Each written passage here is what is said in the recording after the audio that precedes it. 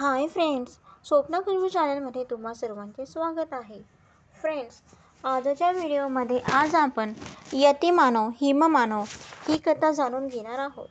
त्याआधी तुम्ही जर चॅनलवर नवीन असाल तर चॅनलला सबस्क्राईब करा. हिमालयन यती हिममानव. जीवशास्त्री म्हणतात की ते एक अस्वलाची जात आहे.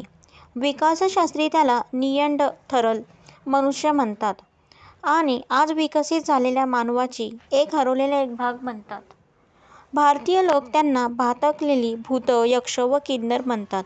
तर भारत आणि नेपाळच्या सीमा क्षेत्रातल्या भागातील लोकांचे म्हणणे पडते की ते एक रामायण आणि महाभारताच्या आधीपासूनचे सिद्ध पुरुष आहेत, ज्यांनी शरीरातून अमरत्व प्राप्त केले आहे.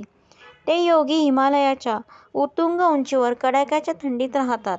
अनेक प्रकारच्या कल्पना आणि अफवांच्या या जीवनात फक्त भारत या सगळ्या जगाला ज्ञान आणि विज्ञानांमध्ये नवनवीन कोडी टाकत असतो. त्याच्या अस्तित्वाबद्दल कोणाला शंका नाही. पण हिमालयात राहणारा हनुस कोण, तो काय करतो आणि जिथे जनजीवन टिकू शकत नाही अशा ठिकाणी तो कोणत्याही प्रकारचे कपडे न वापरता कसा राहू शकतो, हा प्रश्न आजपर्यंत कोणीच सोडवू शकले नाही. पाहिले तर लोक त्यांच्या असण्यावर पण शंका व्यक्त करत होते आणि त्याला भारतीय लोकांचा आंधळा विश्वास मानत होते. पण हे वर्ण आधीपासून एका काल्पनिक रूपात आजपर्यंत टिकून राहिले. पहिल्यांदा त्याला खरे आहे असे प्रमाण मिळाले ते सुप्रसिद्ध गिर्यारोहक तेनसिंग आणि एडमंड हिलेरी यांनी 1954 मध्ये हिमालय सर करण्यास गेले.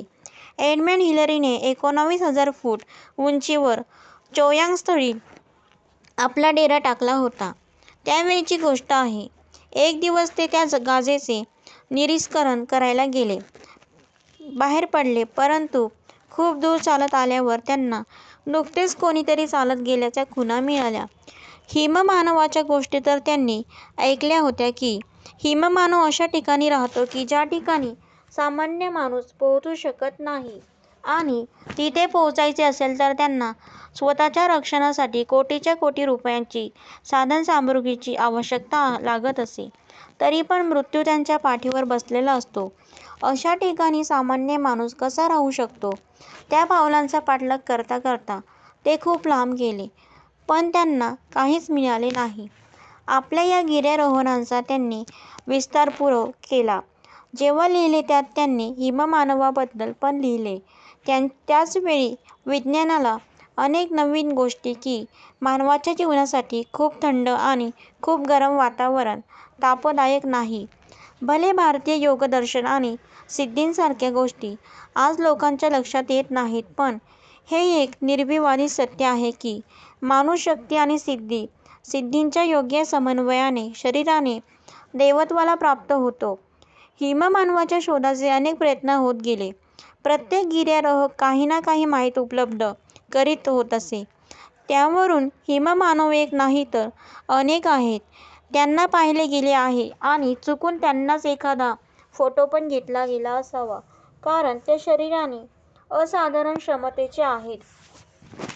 त्यावरून काही लोकांचे असे म्हणणे पडले की ते कोणत्याही स्नानावरून ते अदृश्य होऊ शकतात, तसे ते दुसऱ्या ठिकाणी प्रगट होतात.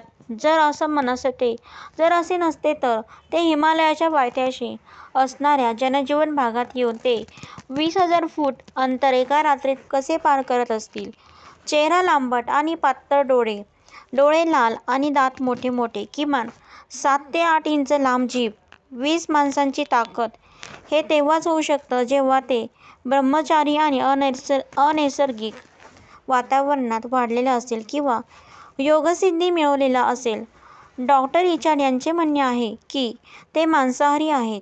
ते पटवून देताना म्हणतात की त्यांच्या मालाचे वैज्ञानिक परीक्षण करून पाहिले आहे. तसेच लोककथांच्या आधारे मिळते तर तेथील स्थानिक लोकांच्या गाण्यांमध्ये आणि गोष्टींमध्ये ते शाकाहारी असल्याचे कळते. रात्री झोपताना नवीन लग्न झालेल्या मुलीला आई आधीच सांगून ठेवते की मुली जात्यात पीठ राहिले तर नाही ना ते बघ, नाहीतर हिममानव आणि त्याला खाऊन जातील. विचार करायची ही गोष्ट आहे की पीठ आणि धान्य खाण्यासाठी हिममानव 20,000 फूट काही कशाला येईल. याच्या आधी त्याला बरेच जंगली श्वापद मिळतील खाण्यासाठी आणि खरंच तर जर तो मांसाहारी असेल तर तो त्या वस्तींमधील लहान मुलांना का खात नाहीत? फक्त पीठ आणि धान्यासाठीच का येतो? त्यांच्या या स्वभावावरून लक्षात येते की तो एक सिद्ध पुरुष तरी असावा.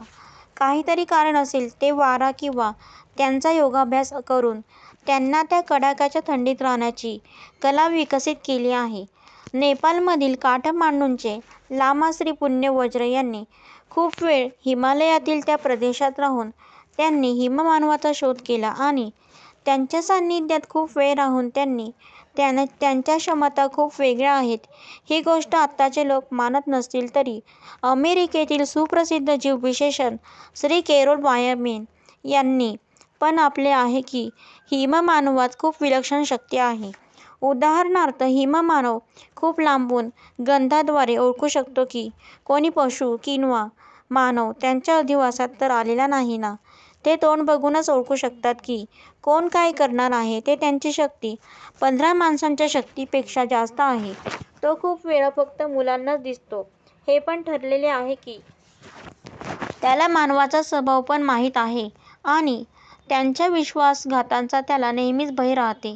तरीच तो त्यांची सावली पण बघत नाही. एकदा काठमांडूमधील भाऊ-बहिणींनी त्याला पाहिले. डॉ.